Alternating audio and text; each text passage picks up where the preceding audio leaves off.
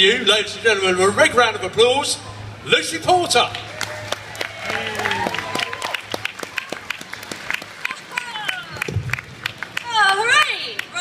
Give me a minute. Well, how are you all doing? In a good mood? Why wouldn't you be? This is one of the more exciting gigs for me because it's different, I'll be honest, to what I usually do. I'm kind of normally in the comedy clubs doing the Hen and Stag Night Brigade, and I'm looking out at a sea of people who just love vegetables. Nothing wrong with that. Give me a cheer if you love brassicas! Alien fans! Give it some love. It's really nice because the difference between, obviously, it's daytime in a big venue, which is fine, but it's kind of nice because, thank you, my love, there's some water. Because there is none of that nonsense. Like last night I was doing a classic comedy gig in one of those places where basically it's about getting the comedy done before the hen nights go wrong, essentially. There is just this thing where you get people coming in drinking way too much, and every hen night kind of goes happy, happy, happy, happy, crying on the stairs, inevitably. And then you get the stag nights in, which are actually slightly easier to deal with. The stag nights tend to just go happy, happy, happy, happy, horny, fighty, dead. So that's, self-policing. So we should just take the temperature of the room. There's going to be a load of comedy on tonight, as we say. Andrew's coming on later. So just to find out a bit about you, give me a cheer, raise your hands if you are vegan. Anyone else lapsed? Yeah, there we go. There's a few. I am guilty about it, and I am guilty about so many things. And it's given me renewed vigour and enthusiasm coming today because I have, I try not to eat animal products because I love animals. I have to say, I have an animal. I'm lucky enough to have an imaginary dog, because I would love a real dog, but obviously I live in a tiny flat. I'm away quite a lot, so that would be cruel. I have 2 children because they're fine, but dogs, that would be mean, I think, to a dog. So I've had an imaginary dog for a few years. Bouncy Nora is her name. She used to be a black Labrador, then she was a Portuguese water dog for a while, and now she's a Staffy who had a hard time in a previous life, but I've rescued her and I love her. So we have a lovely relationship. What we do is, when people come round to the house, I go to the door with some biscuits, and they knock on the door, and I open the door, and I say, "Oh, Bouncy Nora's pleased to see you, give her a biscuit," and they go to give her a biscuit, and I eat it, which is adorable, yeah, and insane, and it is nice. I think the thing I like most about having an imaginary dog is it does kind of pose an interesting philosophical question. It's like, having an imaginary dog is great because you've got a dog that only you can see and nobody else in the world can, which is the exact opposite of having a guide dog. I enjoy. So, I should tell you about myself because since I'm here, my name is Lucy. I am a mother of 2 young children, one of whom is with us today, John. If you do have a look at my child, you will see I love my children very much, but they have already disappointed me because they look nothing like me. They take after my husband, Justin. I'm 4'11", Justin is 6'5", so not so much a marriage, more a Cranky's tribute act, we always say. And it's just kind of weird. When we got pregnant, all our friends were fascinated. They were like, what happens if you cross a cart horse with a Shetland pony? And I'm here to report what happens is you get cart horses, because my children are massive. They are only 1.5 and 2.5. And they're huge. Like, you know how you have to start moving things up onto higher shelves as children get older? I can now no longer reach the cleaning fluids in my own home. I'm like a borrower in my own house. I have to get my 2-year-old to get the bleach down for me, and then I'm like, can you put that? Thank you, yes, fellow short person. It is like I love the fact that they're going to be tall, because I think that, it's nice. Short people, we're decorative, but we're of no practical use, are we? Like, if you want something reached, you need a tall person. So I'm pleased they're going to be tall, because they are just huge. But the thing that irks me more is that they don't look like me in any way, because as well as being tall, they also have my husband's colouring. They're blonde-haired and blue-eyed. Essentially, I have 2 little Swedish children. I've been ethnically cleansed from my own bloodline, basically. It's quite useful if we go to the park and they're misbehaving. I just pretend to be the Spanish nanny, which is actually... I'm like, I don't know why they're so bad, I don't know. I think it is the mother, she very bad lady, she very big woman, she drink a lot, which tragically that last part is true, but I kind of do. I do enjoy. I sort of like having the kids, and I am, trying to raise them to be kind of good, ethical people. I think what is nice about today is that it is a celebration of people who are trying their best. Because I think there are two types of people in London. Because London, we know, contains 20% of the UK's population, 80% of the idiots, really. And the two types of people that I would say there are hippies and hipsters. And I think we're kind of in the hippie bracket, which I'm much happier with, because I live in Shoreditch, which you may or may not know has a very high kind of twat per capita level, even for London. And it's the hipsters, because they seem quite nice, but actually they're all capitalists. They all kind of have they're 26-year-old men who work in advertising, and they wear skinny jeans, and they ride penny farthings, for God's sake. I mean, because there's no pubs near us anymore. All the pubs have gone. All we have now are pop-up bars on an Asian fusion theme. South American Asian fusion. It's like, you just go in there and you can't even buy a drink. You have to pay £8.50 for a cocktail. And you're not allowed to drink it from a glass. You have to suck it through an old man's sock, because that's what they do in Nicaragua, right? So, but I kind of enjoy living in London. Despite the fact that I do think we are becoming increasingly unpopular with the rest of the country. Give me a quick cheer if you live in London, go yay. Is anyone from outside London? We can only apologise for London. Thank you for coming to our city. But I've been travelling quite a lot recently. I've been on tour, and you do have to apologise, because it reminds me of the 80s, right? When I grew up in the 80s, obviously the era of Margaret Thatcher, I was actually a sort of firebrand socialist at a very young age. My sister, who's 10 years older than me, when I was 12, bought me a copy of a book called The Ragged Trousered Philanthropists, right? Which obviously many of us will know. And it blew my mind, right? Because, for those of you who haven't read it, if there is anyone, it's kind of ostensibly, it's a novel about house builders, but what it actually is a socialist polemic. It deconstructs capitalism, and it propounds Marxist economic theories and explains them in a way that even a 12-year-old girl can understand. And it was amazing. It blew my mind, because until then the heaviest things I'd read were like the Bunty Annual. And Bunty kept her views about surplus value theory very much to herself, to be honest, although she did own a pony, so she was probably a Tory, I suspect. And so I read this book, and I immediately just kind of went, well, this is it, capitalism is terrible. And I couldn't understand why my mum and dad were so complacent. I was like, Mum, Dad, we must away to the barricades. And they were like, actually, love, you wouldn't be able to see over the barricades, just have a crispy pancake and calm down. But I think for the first time since the 80s, when I was growing up and I realised there was this terrible inequality, because I grew up in Croydon in South London. Anyone familiar with Croydon? Woo!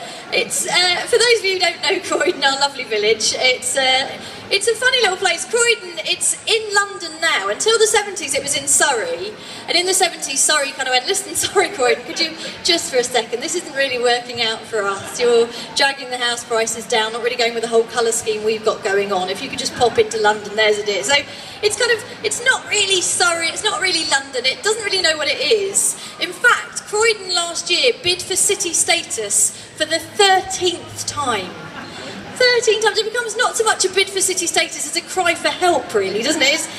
It's just insane. In fact, the last bid they made was particularly wrong-headed, because it came in the aftermath of the 2011 riots, which of course we all remember, that one of the iconic images of those riots was of Croydon town centre ablaze, because they set fire to a building called the Reeves Furniture Warehouse, which was one of the only remaining lovely Victorian buildings in Croydon, and that was the one the rioters chose to set fire to. It was like being offered the chance to sleep with any of Take That and choosing Howard, essentially. So this awful thing happened, and you would think that when the town elders were preparing their city bid brochure the next year, they might address that. They might say, hey, listen, we're not so bad. But what they did instead was, on the front of the city bid, they started with an anecdote about Croydon, and that anecdote was that in 1966 the Football World Cup was stolen and it turned up in Croydon. Right?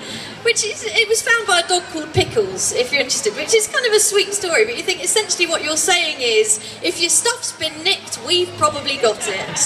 Why not ask our pets? They're in on it too, right? So they started off their city bid like that, and then they followed it up with a list of people who were born in or who reside currently in Croydon. Now, top of that list was Kate Moss.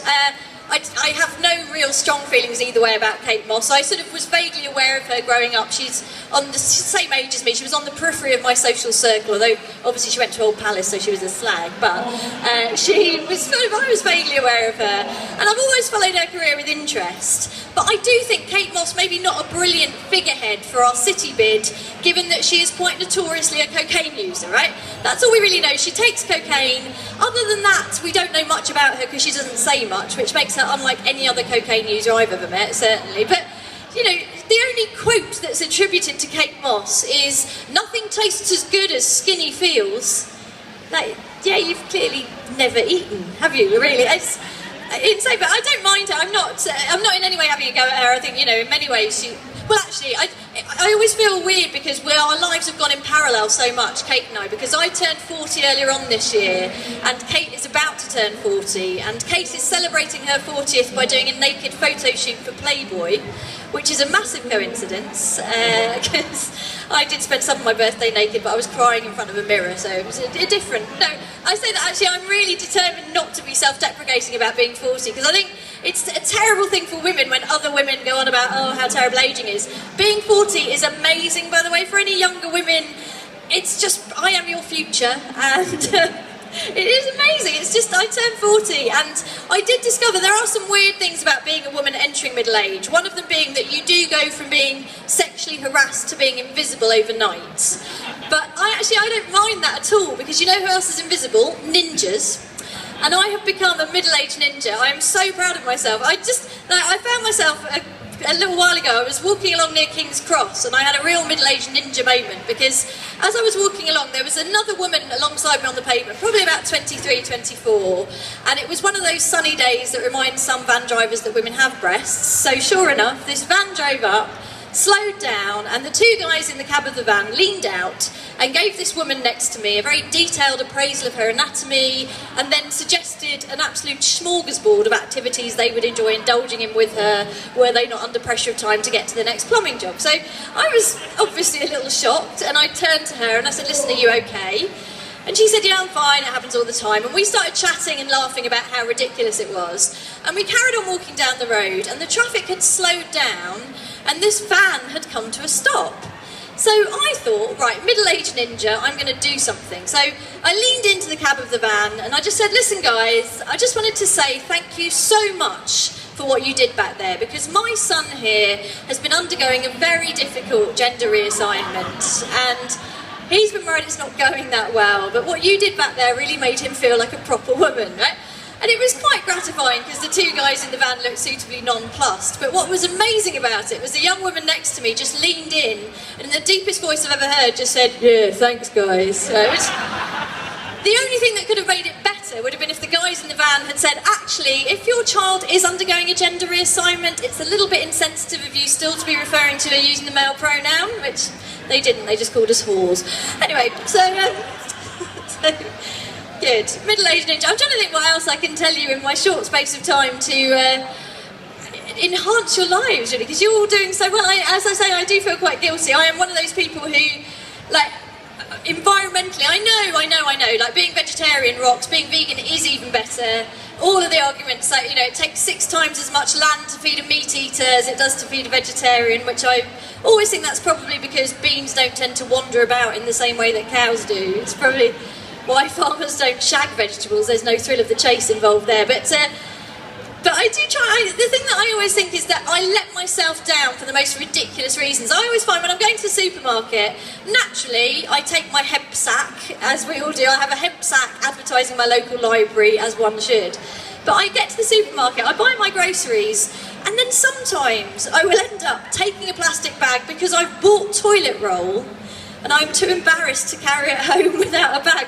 I know it's pathetic, I don't need you to tell me. Because I'm like, I don't know what the reasoning is, but I sort of think it's that I'm going to be walking home from the supermarket and people are going to be looking at me going, "Look at that girl, she poos. Who knew? She poos."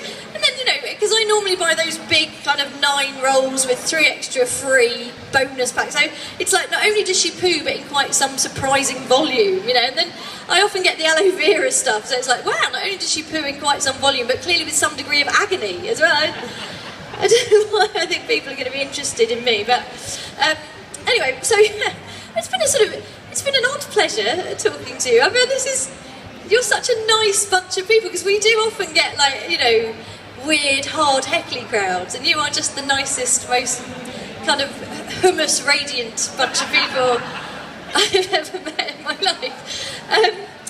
Yeah. So I'll kind of guess I will leave you with something. It's very hard to think of something suitably profound. That's nice. Do you know what I like the most about vegan things, and this is incredibly shallow, is the number of men with beards. Now, I know it, I love a man with a beard, because you get to kiss and exfoliate at the same time, which I mean, in fact, I had a terrible revelation a few years ago about what my type is, because I'm very happily, well, I would argue I'm very happily married. In fact, I do argue that all the time with my husband, who claims it's hell on earth, but we had a brilliant argument the other day. I don't know if this is a normal person thing or just a stand-up comedian thing, but I sometimes am having an argument with my husband where, even in the middle of it, I'm thinking, I cannot wait to tell people about this. And I had the great one the other day. We were talking about having had 2 children. We feel, for ourselves, for the planet, that is more than enough. So my husband said to me, should I get a vasectomy? And I said, well, I don't think so, because what if anything happened to me and then you met someone else and then she decided she wanted to have children? And my husband said, oh yeah, you're probably right? Without a second's hesitation. And I was furious, and I said, well, that's fine, that's absolutely fine. It doesn't really matter, because if anything happened to you, I could totally see myself meeting someone else, and if he wanted to have kids, that'd be fine. And then my husband snapped back with, oh yeah, but that's not very likely at your age. I know, so anyway, luckily now he doesn't need one of those fancy surgical vasectomies. He's fine as he is. I tell you what, just quickly before I do my ending, I was going to say the Croydon thing. I totally forgot after I got sidetracked with Kate Moss and being 40. The most brilliant thing, right? So there was the list of people from Croydon. When we were preparing our city bid, we made this list of the people from Croydon. Kate Moss was number 1, but I thought it'd be interesting. See if you can guess, Croydon people, who was number 2 on the list. There's no one, is there, right? Number 2 on the list was Sir Philip Green. Now, I don't know if you're aware, Sir Philip Green, obviously, many of us know, he's the boss of Topshop. I mean, I don't have a huge problem with Topshop. I used to shop there. I used to buy skinny jeans at Topshop. I don't do that anymore. That ship has sailed. I now am very applicated for by the Marks and Spencers You've Let Yourself Go Slightly range, which I'm fine with. I am wearing the Marks and Spencers. These jeans are described as the boyfriend cut, which I always think is just quite ironic, given the only people who buy them are married women and lesbians. But I don't mind Topshop, but I sort of thought, so after Kate Moss, the cocaine user, to have Sir Philip Green as second on the list of people from Croydon, I just thought, well, he's, okay, he's probably a very good businessman if you're into that sort of thing, but he's undeniably very creative in his dealings with Her Majesty's Revenues and Customs. Because if you didn't know this, Sir Philip Green has put all of his assets into his wife's name. His wife lives in Monaco, so he doesn't pay any tax in the UK. And I mean, I was talking to Justin about this, and I said, isn't that a bit questionable?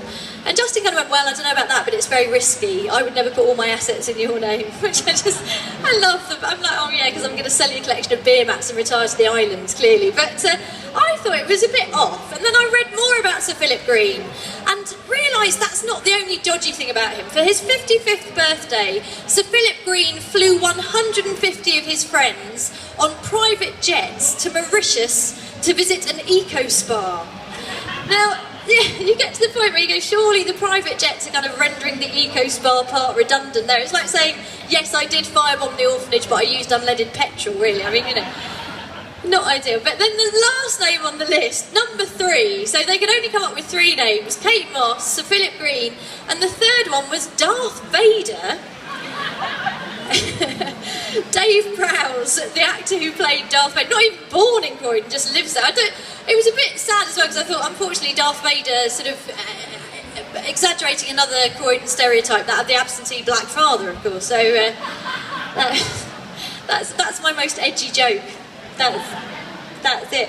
Listeners, thank you so much for coming out to this, and do stay and listen to Andrew later and enjoy all the stuff. I will leave you with, as I say, to reward you for coming, this is my best ever lifestyle tip, and it's just a very simple thing you can do. It's just change your bank security question. Sounds dull, but I have done it, and I mean, it's always annoying interacting with the bank, but I've lightened that now, because I used to have the question, you know, when they want to check that you're you, they do something like, what's your mother's maiden name, and you say Williams. That used to be mine.